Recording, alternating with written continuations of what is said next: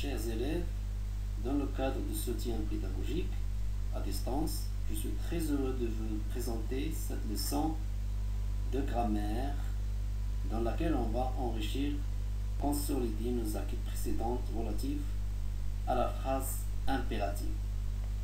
Et comme vous avez déjà vu, la phrase impérative sert à donner soit un ordre, un conseil, ou bien une interdiction, ou bien aussi une recommandation. Alors, pour cette raison, vous est demandé ici, de cette activité, de travailler en binôme. Alors, je vous invite bien sûr à prendre le livre à la page 155 pour travailler en groupe.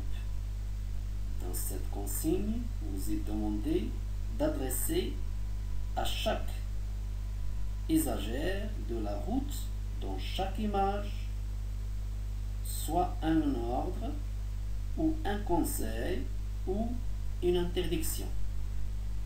Alors, si vous prenez la première image, vous voyez que une motocycliste et un piéton qui est sur le passage à piéton. Alors, quel est l'ordre, ou bien le conseil, ou bien l'interdiction que vous pouvez adresser à cet utilisateur de la route? Alors, à qui on doit adresser l'ordre, ou bien le conseil, ou bien l'interdiction? D'accord? Alors, si vous voyez le bonhomme comme on lit, alors le bonhomme, sa couleur est vert. Ça veut dire le piéton, il a le droit de traverser. Et la motocycliste doit s'arrêter. Alors, quelle est la phrase qu'on peut s'adresser, ou bien l'ordre qu'on peut adresser à cette motocycliste? Par exemple, arrête-toi. La priorité est aux piétons. Fais attention. Le feu est vert. Alors le bonhomme est vert.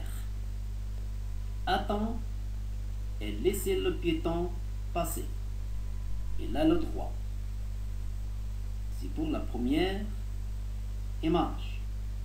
La deuxième image, comme vous voyez, la voiture rose ne peut pas tourner à gauche, car regardez la flèche,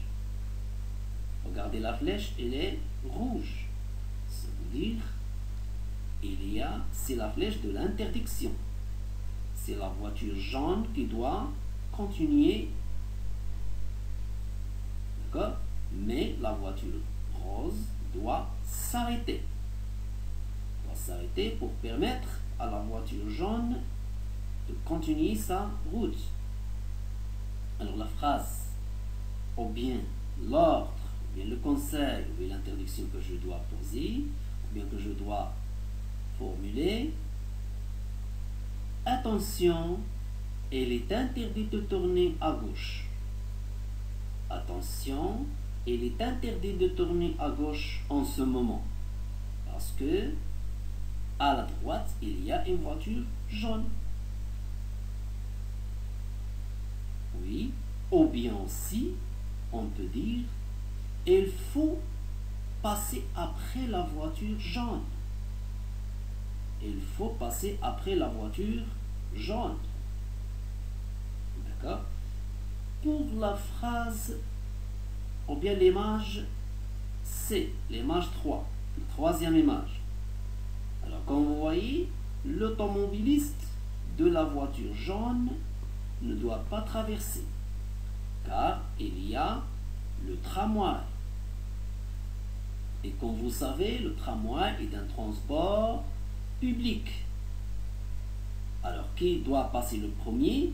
Bien sûr, c'est le transport public qui doit passer le premier.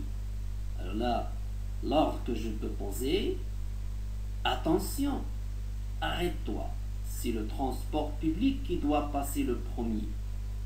Alors, c'est le transport public qui a la priorité de passer le premier, comme par exemple d'autres transports publics, l'ambulance, la sécurité nationale, la police, ou bien le gendarme royal, en cas bien sûr d'urgence. Alors, continuons toujours dans le cadre de soutien à distance. Vous allez prendre cet exercice. Alors cet exercice qui vous demande de souligner la phrase impérative. Alors vous allez lire les phrases et vous distinguez la phrase impérative. Alors comme vous savez, il y a d'autres types de phrases. Il y a la phrase interrogative, la phrase déclarative et la phrase exclamative. Et bien sûr la phrase impérative.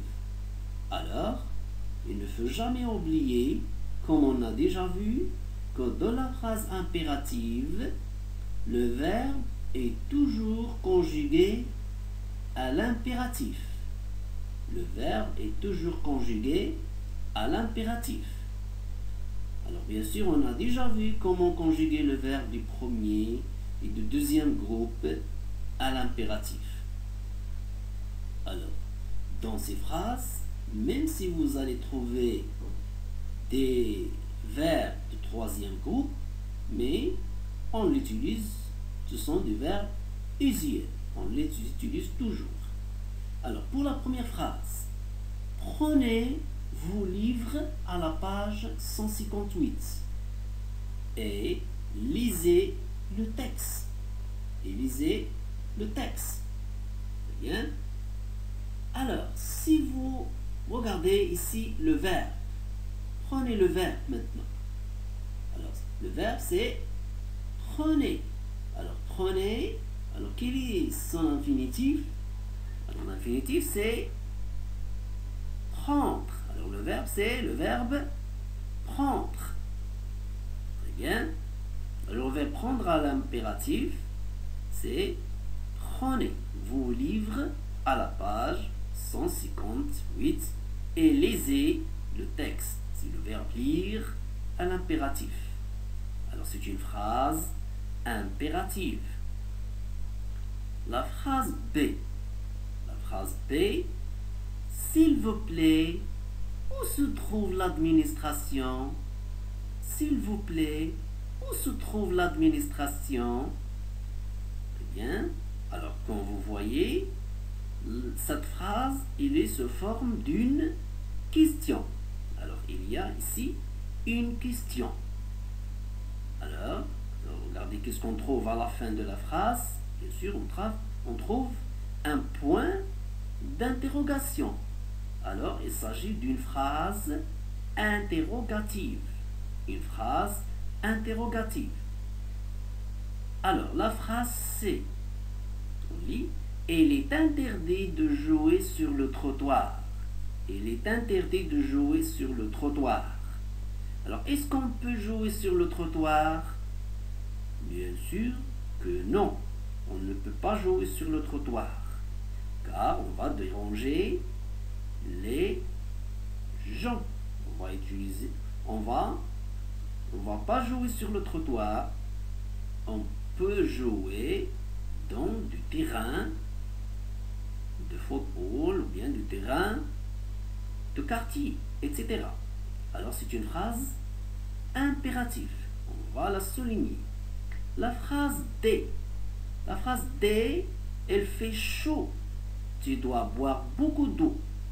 Alors ici, l'émetteur, il nous conseille de boire beaucoup d'eau car elle fait chaud.